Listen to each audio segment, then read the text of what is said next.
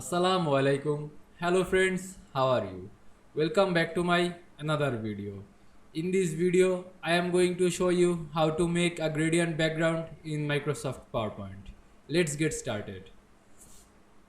At first, you have to go View menu, then click Slide Master.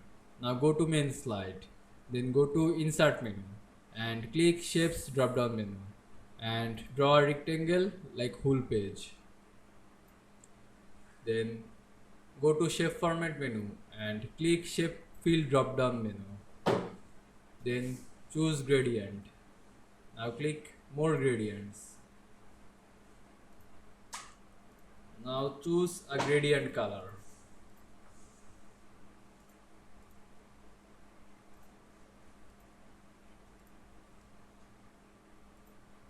Now click close master view. You can see I make a gradient background in Microsoft PowerPoint very easily. I hope you enjoyed my video. Please like, comment, share and subscribe my channel. Thanks for